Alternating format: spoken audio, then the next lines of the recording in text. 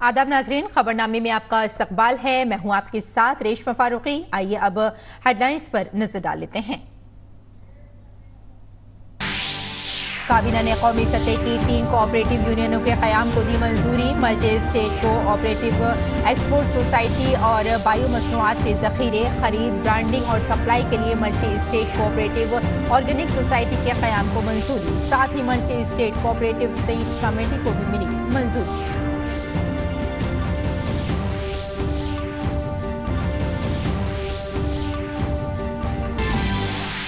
काबीना ने RuPay debit card और कम कीमत के भीम यूपीआई लेन देन को बढ़ावा देने के लिए 2600 करोड़ रुपए की हौसला अफजा स्कीम को दी मंजूरी। कोलकाता के national drinking water sanitation and quality centre का नाम बदलकर doctor Shyama Prasad Mukherjee national water and sanitation institute करने को भी मंजूरी।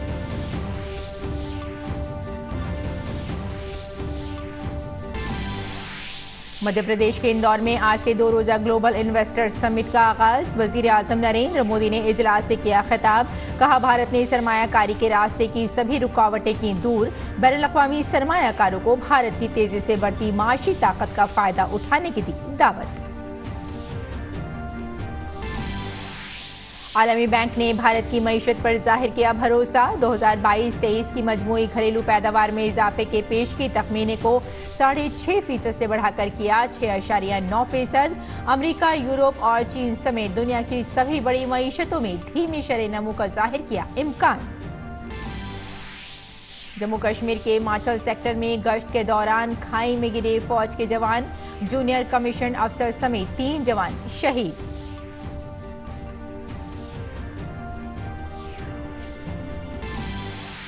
ओडिशा में आज से हॉकी का आलमी कप खिताब पर कब्जा करने के लिए दुनिया भर की 16 टीमें उतरेंगी मैदान जंग में। 13 जनवरी को स्पेन से होगा भारत का मुकाबला। और गोल्डन ग्लोब अवार्ड में बजा भारत का डंका। राजमौली की फिल्म RRR के तेलुगु गाने नाटू नाटू को मिला बेस्ट और ओरिजिनल सॉन्ग का अवार्ड। वजीर आजम और इत्तलात और नशरियात के वजीर ने RRR की टीम को दी मुबारकबाद।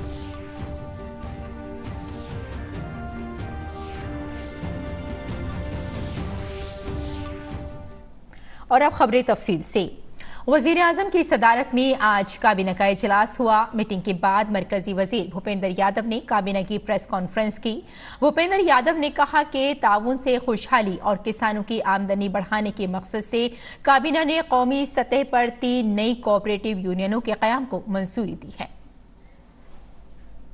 कृषकों का आय में वृद्धि और उसके साथ ही साथ सहकारिता मंत्रालय द्वारा अन्य मंत्रालयों के साथ whole of the government approach लेते हुए देश की ग्रामीण जो कृषि आय है उसको हम किस प्रकार से अंतर्राष्ट्रीय मानकों के अनुरूप करके उसको अंतर्राष्ट्रीय स्तर पर ले जा करके उसके एक्सपोर्ट में हम वृद्धि करें, इसके लिए इस निर्णय के द्वारा सुनिश्चित किया गया है। हम जानते हैं कि सहकारी समितियों के माध्यम से किसानों को बीज उपलब्ध कराने, उनके द्वारा उत्पादित ऑर्गेनिक प्रोडक्ट की मार्केटिंग तथा कृषि उत्पादों के एक्सपोर्ट में सहायता देने के लिए इन तीनों संशोधनों के माध्यम से राष्ट्रीय स्तर पर मल्टी स्टेट कोऑपरेटिव सोसाइटी स्थापना करने के लिए मंत्रिमंडल द्वारा अनुमोदन किया गया है। उन्होंने जानकारी देते हुए कहा कि हुकूमत नामियाते ज़राअत को फ़रोग़ देने की मुसलसल कोशिश कर रही है। नामियाते ज़राअत को फ़रोग़ देने के लिए हुकूमत किसानों को हर सतह पर मदद फराहम करेगी। एक बहुत बड़ी क्षमता हमारे ऑर्गेनिक प्रोड्यूस में है और भारत के ऑर्गेनिक प्रोड्यूस का जो दायरा है उसको अंतर्राष्ट्रीय स्तर पर बढ़ाने के लिए ये संशोधन किए गए हैं और इसलिए इन संशोधनों के माध्यम से उत्पादन स्थानों के नज़दीक तथा रेस्पॉन्सिबल प्राइस पर ऑर्गेनिक प्रोडक्ट की टेस्टिंग और सर्टिफिकेशन फैसिलिटीज़ को भी उपलब्ध कराया गया है। और इसके लिए जो अभी तक देश में एक अभाव महसूस किया जा रहा था कि नेशनल लेवल पर कोई कोऑपरेटिव संस्था नहीं है, ये विशेष रूप से हमारे किसानों के जो ऑर्गेनिक प्रोड्यूस हैं उनकी आवश्यकताओं को पूरा करने का काम करेगा। उन्होंने बताया कि इन कोऑपरेटिव इदारों को ज़रई और कोऑपरेटिव सेक्टर की आला तंजीमों के तौर पर मजबूत करने के लिए सरकार खुसूसी मदद फराहम करेगी। टेस्टिंग और सर्टिफिकेशन की जो सुविधाएं हैं वो उपलब्ध कराने का प्रयास होगा।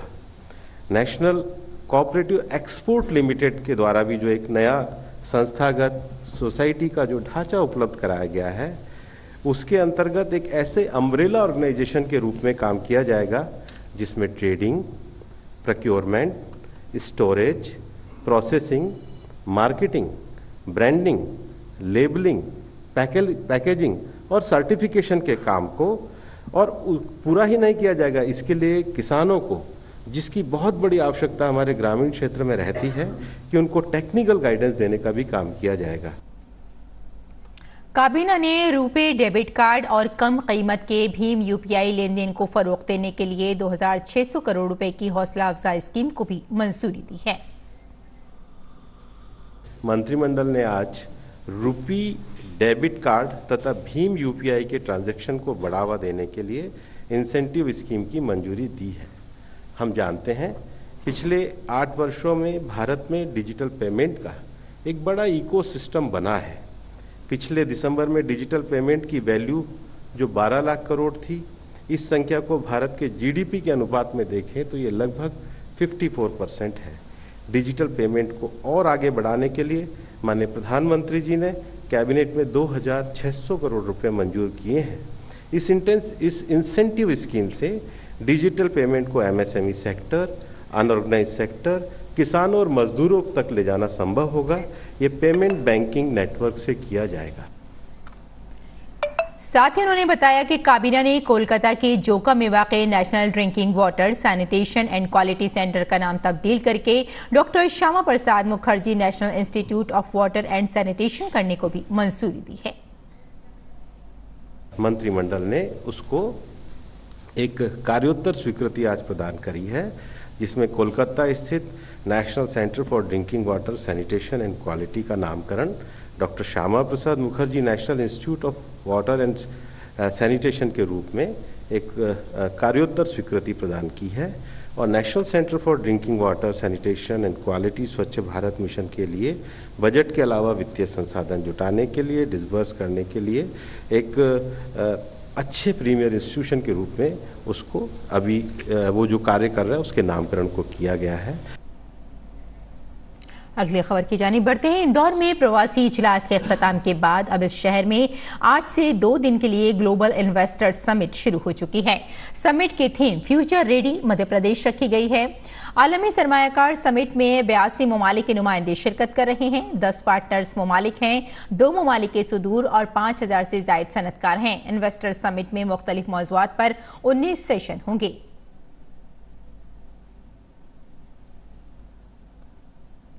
मध्य प्रदेश के इंदौर में आज से 2 रोजा ग्लोबल इन्वेस्टर समिट शुरू हो चुकी है। वजीर आजम नरेंद्र मोदी ने अपने खिताब में कहा कि एक तरक्की याफ्ता भारत की तामीर में मध्य प्रदेश का किरदार बहुत अहम है।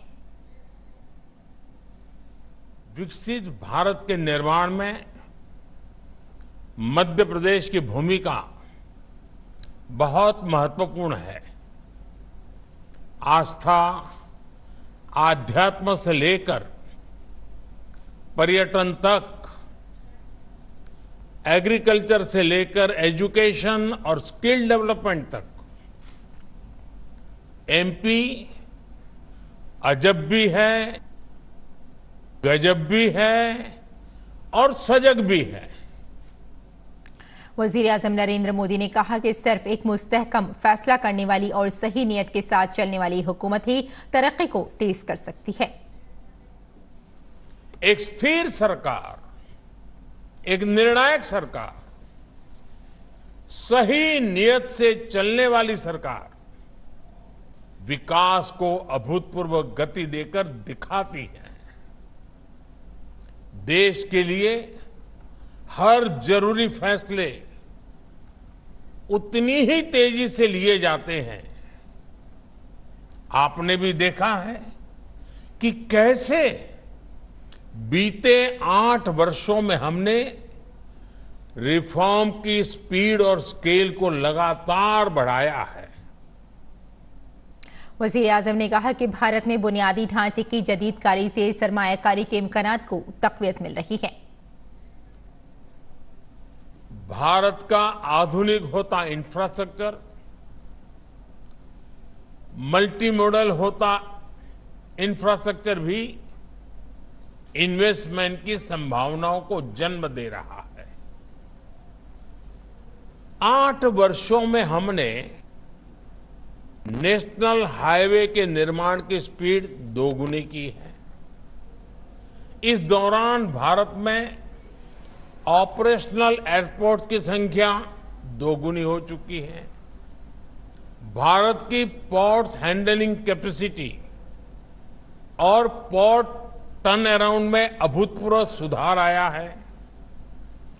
Dedicated freight corridors, industrial corridors, expressways, logistic parks, ये नए भारत की पहचान बनते जा रहे हैं। अमेरिका, यूरोप और चीन की शरह नमू में कमजोरी के पेश नज़र आलमी बैंक ने खबरदार किया है कि आलमी मईशत पर कसाद बाजारी का खतरा है। आलमी बैंक ने एक रिपोर्ट में कहा है कि इसने कैलेंडर साल के लिए आलमी तरक्की की अपनी पेशगोई तकरीबन निस्फ करके 1.7% कर दी है। आखिरी तखमीने में वर्ल्ड बैंक ने शरह नमू 3% रहने का अंदाजा लगाया था। आलमी बैंक ने पेशगोई की है कि अमेरिका, यूरोप और चीन समेत दुनिया की तमाम आला मईशतों में शरह नमू सुस्त रहेगी। आलमी इक़्तिसादी इम्कानात के उन्वान से एक रिपोर्ट में आलमी बैंक का कहना है कि आलमी कसाद बाजारी के खौफ के दरमियान भारत की मईशत में मजबूती के आसार नजर आ रहे हैं। आलमी बैंक ने अपने ताज़ा तरीन जारी करदा आददोशुमार के जरिए बताया है कि चैलेंजिंग बैरूनी हालात के बावजूद भारत की मईशत अच्छी कारकर्दगी का मुजाहरा कर रही है। वर्ल्ड बैंक ने भारत के लिए 2022-23 की GDP की पेंशन गोई 6.5% से बढ़ाकर 6.9% कर दी है। यानी भारत गैर मुल्की सरमायाकारों के लिए एक रोशन इम्कानात का मुकाम बनेगा। और बीजेपी के तर्जुमान गौरव भाटिया ने आज आम आदमी पार्टी और उसके कन्वीनर अरविंद केजरीवाल की बदउनवानी पर प्रेस कॉन्फ्रेंस की। उन्होंने कहा कि एक्साइज घपले में अरविंद केजरीवाल बेईमान को ईमानदार बता रहे हैं। केजरीवाल एक कट्टर धोखेबाज और बहुत बड़े गुनहगार हैं। एक बदउनवान शख्स को बचाने के लिए 25 करोड़ रुपए कानूनी फीस के तौर पर दिए जा रहे हैं। उन्होंने कहा कि केजरीवाल के पास तनख्वाह देने के लिए पैसे नहीं हैं, लेकिन बदउनवानों को बचाने के लिए पैसे हैं। बेहद ही परेशान करने वाला तथ्य अब सामने आया है। ये कट्टर बेईमान महापापी हैं अरविंद केजरीवाल। पाप करे, भ्रष्टाचार करे अरविंद केजरीवाल और उनकी सरकार। एक्यूज नंबर 1 मनीष सिसोदिया, तमाम आम आदमी पार्टी के नेता। और दुख की बात है ये, राजकीय कोष से जो जनता की गाड़ी कमाई से धन आता है, उसका इस्तेमाल स्वास्थ्य चिकित्सा बेहतर करने के लिए, बच्चों की पढ़ाई कैसे बेहतर हो, इसके लिए नहीं किया जा रहा है। लखीमपुर खीरी मामले में आशीष मिश्रा की जमानत की दरख्वास्त पर समाअत 19 जनवरी तक मुलतवी कर दी गई है। मुतासरा की जानिब से समाअत एडवोकेट दुष्यंत दवे की खराब सेहत की वजह से मुलतवी कर दी गई है। एडिशनल सेशन जज की जानिब से सुप्रीम कोर्ट में जमा कराई गई रिपोर्ट में बताया गया कि इस केस की समाअत मुकम्मल होने में 5 साल लगेंगे। केस में 208 गवाह, 171 दस्तावेजात और 27 FSL रिपोर्ट्स शामिल हैं। बिहार में जात पात पर मरदमशुमारी काफ़ी अरसे से सुर्खियों में है। कुछ उसके हक में हैं और कुछ उसके मुखालिफ भी हैं। जात पर मबनी सर्वे का ये मामला सुप्रीम कोर्ट में पहुंच गया है और अब बड़ी और अहम खबर यह है कि सुप्रीम कोर्ट इसके खिलाफ दायर दरख्वास्त पर समाअत करने पर राजी हो गया है। अदालत में इस मामले की समाअत 20 जनवरी को होगी। बिहार में होने वाली जात पात पर मरदमशुमारी के खिलाफ दरख्वास्त में कहा गया है कि बिहार हुकूमत को ऐसा करने का आईनी हक नहीं है। ताहम वजीर आला नीतीश कुमार ने कहा है कि जात पात की बुनियाद पर गिनती करने से पता चलेगा कि बिहार में कितनी जातें रह रही हैं, उनकी माशी और समाजी हैसियत क्या है। दूसरी तरफ नायब वजीर आला तेजस्वी यादव का कहना है कि हुकूमत के पास कास्ट पर मबनी सर्वे से साइंटिफिक अदद-ओ-शुमार होंगे और इसी के मुताबिक ज़रूरी और फलाही स्कीमें बनाई जाएंगी। और जयपुर में आज से प्रिजाइडिंग अफसरों की 2 रोज़ा कुल हिंद कॉन्फ्रेंस शुरू हुई। नायब सदर जमहूरिया जगदीप धनखड़ ने इस कॉन्फ्रेंस का इफ्तिताह किया। इस मौके पर उन्होंने किताबों की एक नुमाइश का भी इफ्तिताह किया। कॉन्फ्रेंस में लोकसभा स्पीकर ओम बिरला, राजस्थान के वजीर आला, राज्यसभा के डिप्टी चेयरमैन और मुल्क भर की असेंबलियों के प्रिजाइडिंग अफसर शिरकत कर रहे हैं। नायब सदर जमहूरिया ने इस मौके पर कहा कि हाल ही में भारत बरतानिया को पीछे छोड़कर दुनिया की 5वीं सबसे बड़ी मईशत बन गया है और इस दहाई के आखिर तक भारत दुनिया की 3री सबसे बड़ी मईशत बन जाएगा। In October 2022, India surpassed the United Kingdom. They were our rulers for long. We surpassed them to become the 5th largest global economy in the world.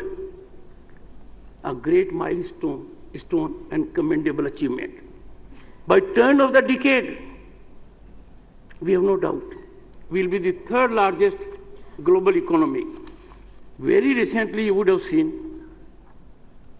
India overtook Japan in auto sales in 2022. Moving to the 3rd place for the first time in the world, an achievement we should all be proud of, a tribute to the skill and genius of Indian mind. Presiding अफसरों की 83वीं conference में Lok Sabha speaker Om Birla ने कहा कि भारत में कदीम जमाने से ही जमहूरी रिवायतें कायम हैं। हमेशा हमने कहा है कि लोकतंत्र की जननी के रूप में, चाहे हम प्राचीनतम लोकतंत्र की जब कई 4वीं शताब्दी की चर्चा करते हैं, उसकी बाद की चर्चा करते हैं, तो हमने पाया है कि किस तरीके से लोकतंत्र हमारी विरासत में रहा है और लोकतंत्र परंपराएं हमारी शुरू से रही है। इसलिए इस परिप्रेक्ष्य में हमारी ज्यादा जिम्मेदारी बन जाती है कि जब हम लोकतंत्र की जननी भारत को मानते हैं तो हमारी संसदें, विधानमंडल अधिक प्रभावी हो, उत्तरदायी हो और उत्पादकता युक्त हो। इसलिए पीठासीन अधिकारियों के सम्मेलन में हमारी ज्यादा जिम्मेदारी है कि हम जनता की अपेक्षाएं, आकांक्षाओं और अपेक्षाओं को पर खरा उतरें और इन सदनों के माध्यम से जनता के अभाव, कठिनाइयों को समाधान करने का एक रास्ता निकालें। और mutual fund systematic invest plan SIP के तय खुर्दा सरमायाकारों की तवज्जो में इजाफा हो रहा है। यही वजह है कि गुज़िश्ता 1 साल में मुताल्लिका SIP खातों की तादाद में 1.2 करोड़ का इजाफा दर्ज किया गया। AMFI की तरफ से जारी आदद-ओ-शुमार के मुताबिक दिसंबर 2021 में SIP खातों की तादाद 4,90,78,547 थी, जो दिसंबर 2022 में बढ़कर 6,12,42,531 हो गई। गुज़िश्ता साल दिसंबर में SIP में तकरीबन 13,573 करोड़ रुपए का ताउन रहा, जबकि 2021 में ये बढ़कर 11,305 करोड़ हो गया था। मरकजी हुकूमत ने कोयले की दरामदाद से मुताल्लिक ज़ाब्तों में एक बार फिर तब्दीली की है। बिजली की मरकजी वजारत ने सभी बिजली प्लांटों से कहा है कि सितंबर 2023 के मुतालबे के पेश नज़र कुल खपत का 6% कोयला बाहर से दरामद करने का इंतजाम होना चाहिए। ये फैसला मुल्क में बिजली की खपत बढ़ाने के इम्कानात को मद्देनजर रखते हुए किया गया है। बिजली प्लांटों से ये भी कहा गया है कि अगर उन्होंने कोयले की सप्लाई यकीनी नहीं बनाई तो उनको मुल्क की कानून से दिए जाने वाले कोयले में कटौती की जाएगी। गुज़िश्ता 1 साल में तीसरी बार कोयले की दरामद की ज़ाब्तों में तब्दीली की गई है। कैलिफोर्निया में मुनक्किद होने वाले गोल्डन ग्लोब अवार्ड में भारत ने धूम मचा दी है। यहां पर बेवर्ली हिल्टन में शुरू होने वाली अवार्ड तकरीब में साउथ फिल्मों के मारूफ हिदायतकार एस राजमौली की फिल्म RRR के तेलुगु गाने नाटो नाटो ने बेहतरीन ओरिजिनल गाने का अवार्ड जीता है। इसके म्यूजिक डायरेक्टर MM केरवानी हैं। पहले बेहतरीन और ओरिजिनल सॉन्ग मोशन पिक्चर और दूसरी बेहतरीन गैर अंग्रेजी फिल्म में रामचरण और जूनियर NTR ने अहम किरदार अदा किया है।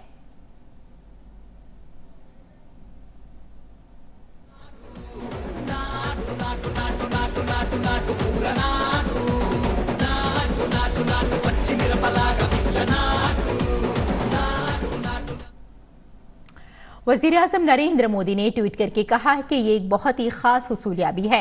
मैं MM केरवानी, प्रेम रक्षित, काल भैरव, चंद्र बोस को मुबारकबाद देता हूँ। मैं SS Rajamouli, ND Rama Rao junior और रामचरण और फिल्म RR की पूरी टीम को इस खास हुसूलियाबी के लिए मुबारकबाद देता हूँ। इस बावकार एजाज से हर भारतीय का सर फख्र से ऊंचा हुआ है।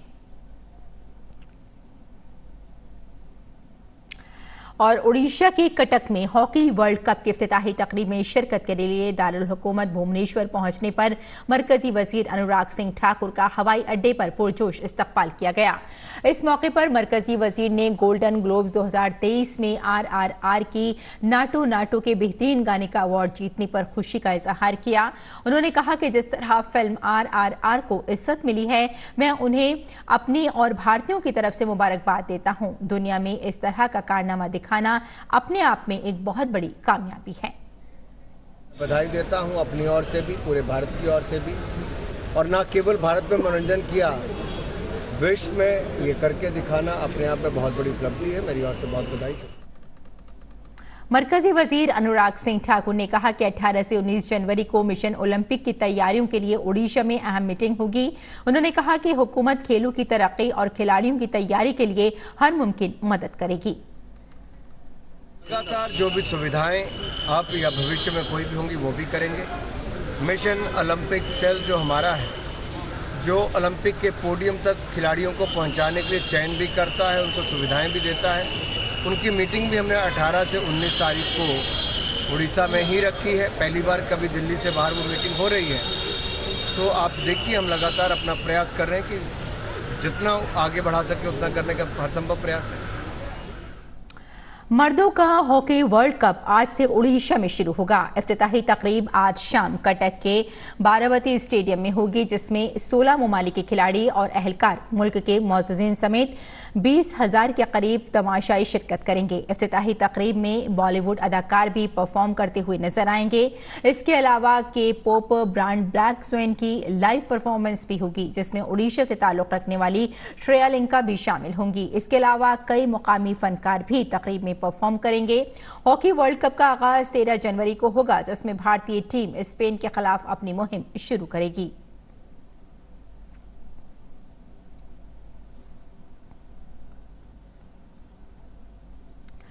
भारतीय टीम से बाहर चल रहे ओपनर पृथ्वी शाह के बल्लेबाज ने एक बार फिर रनों का अंबार लगाकर कई रिकॉर्ड अपने नाम कर लिए हैं। 23 साला पृथ्वी शाह ने रणजी ट्रॉफी में ट्रिपल सेंचुरी बनाकर सेलेक्टर्स को करारा जवाब दिया है। पृथ्वी ने आसाम के खिलाफ मैच में 379 रन की इनिंग्स खेली है। हालांकि वो 400 रन के तारीखी अदद से चूक गए। उन्हें आसाम के रेयान पराग ने आउट किया। इसके साथ ही पृथ्वी शाह भारतीय फर्स्ट क्लास और रणजी की तारीख में सबसे ज्यादा स्कोर करने वाले दूसरे खिलाड़ी बन गए हैं। उन्होंने संजय मंजरेकर का 377 रन का रिकॉर्ड तोड़ दिया है। फर्स्ट क्लास और रणजी की तारीख में सिर्फ एक बार 400 रन बनाए गए हैं। महाराष्ट्र के ही बीबी नंबालकर ने 1948 में नाकाबिले शिकस्त 443 रन की इनिंग खेली थी। पृथ्वी शाह ने मैच में 383 गेंदों में 379 रन बनाए। इस इनिंग के दौरान उन्होंने 4 छक्के और 49 चौके लगाए। ऑस्ट्रेलिया ने भारत के खिलाफ 4 टेस्ट मैचों की सीरीज के लिए 18 रुकनी स्कोर का ऐलान कर दिया है। 22 साला नौजवान स्पिनर टोड मर्फी को ऑस्ट्रेलवी टीम में शामिल किया गया है। तेज गेंदबाज मिचेल स्टॉक इंजरी के बायस सीरीज के पहले टेस्ट से बाहर हो गए हैं, ताहम वो सीरीज के बकिया 3 टेस्ट मैचों के लिए दस्तयाब होंगे। ऑस्ट्रेलिया ने पीटर बैनर्स को अपनी टीम में बरकरार रखा है। वो पिछली टेस्ट सीरीज में भी टीम का हिस्सा थे। और गुवाहाटी में श्रीलंका के खिलाफ जबरदस्त जीत दर्ज करने के बाद टीम इंडिया अब जुमेरात को ईडन गार्डन में सीरीज अपने नाम करने की कोशिश करेगी। पहले वनडे में भारतीय टीम की बैटिंग लाइन मजबूत नजर आई। विराट कोहली ने तकरीबन 4 साल के बाद घर में सेंचुरी स्कोर की, तो वहीं कप्तान रोहित शर्मा भी अच्छी फॉर्म में नजर आए। फिलहाल भारतीय टीम 3 मैचों की वनडे सीरीज में 1-0 से आगे है। तो नाज़रीन, खबरनामे में फिलहाल इतना ही। इजाजत दें। आदाब।